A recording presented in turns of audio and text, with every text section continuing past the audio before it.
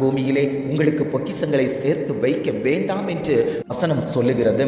இங்கே பூச்சியும் துருவும் அவைகளை கெடுக்கும், இங்கே திருடரும் கன்னமிட்டு திருடுவார்கள் என்று வேதம் நமக்கு கற்றுத்தந்தாலும் அநேக உலகத்தில் அநேக சம்பாத்தியங்களை சம்பாதித்து வைத்துக் கொண்டிருக்கிறார்கள்.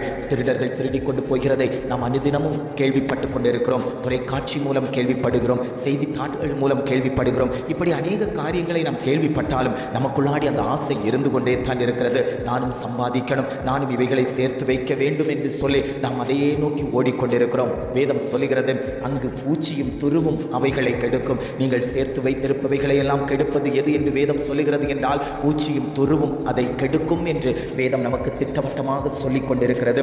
ஆண்டவர் சொல்லும்போது சொல்லுகிறார், பரலோக ராஜ்யத்தில் உங்களுக்கு பொக்கிஷங்களை சேர்த்து வையுங்கள். அங்கே பூச்சியாவது துருவாவது கெடுக்கிறதும் இல்லை, அங்கே திருடர் கன்னமிட்டு திருடுகிறதும் இல்லை என்று ஆண்டவர் சொல்லுகிறார். உங்களுடைய பொக்கிஷங்களை, ஆவியின் அனுபவங்களை, கிருபைகளை, தாளந்துகளை ஆண்டவர் உங்களுக்கு தந்த எல்லாவற்றையும் பரலோக ராஜ்யத்தில் சேர்த்து வையுங்கள். நாம் அந்த ராஜ்யத்துக்குள் போகும்போது கர்த்தர் நம்மை மகிமையாய், என் பிள்ளை என்னுடைய ராஜ்யத்தில் இத்தனை கிருபைகளையும் இத்தனை தாளந்துகளையும் சேர்த்து வைத்திருக்கிறான், இத்தனை ஆத்துமாக்களை கொண்டு வந்திருக்கிறான், இத்தனை முத்துக்களை அவன் சேர்த்து வைத்திருக்கிறான் என்று சொல்லி ஆண்டவர் சந்தோஷப்படும் போது நம்முடைய மகிமை வேறு விதமாக இருக்கும் அல்லவோ? அந்த மகிமையைத்தான் ஆண்டவர் விருப்பப்பட்டு கேட்டுக்கொண்டிருக்கிறார். நீங்கள் பொக்கிஷங்களை சேர்த்து வைக்க வேண்டும் என்று விரும்பினால் அதை தேவலோகத்தில், அந்த பரலோக வீட்டில், அந்த பரலோக ராஜ்யத்தில் நீங்கள் சேர்த்து வையுங்கள் என்று ஆண்டவர் சொல்லிக் கொண்டிருக்கிறார்.